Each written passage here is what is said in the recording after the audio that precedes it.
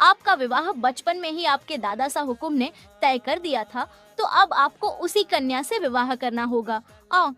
अपने पिता द्वारा कहे गए इन शब्दों को सुनकर वो हैंडसम मगर बेहद आकर्षक और गुस्सैल व्यक्ति गुस्से से तिलमिला उठा और बोला, हमें विवाह करना ही नहीं है।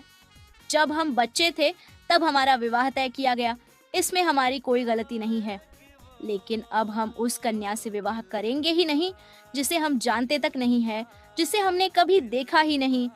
अपने गुस्सैल बेटे की बात सुनकर उसके पिताजी शांति से बोले, कुंवर, समझने की कोशिश कीजिए।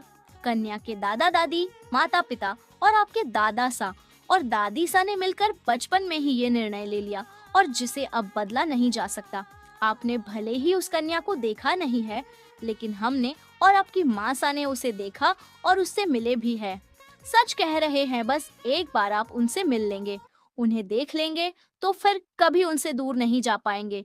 वो है ही ऐसी, सौंदर्य की रानी है, चंचलता की मूर्त है, मासूमियत का पुतला है, संस्कारों की खान है। वो जब मुस्कुराती है तो फूलों की वर्षा होती है, बोलती है तो आसमान से शहद की टपकता है। ऐसी कन्या को हम अपने बेटे के लिए उचित मानते हैं।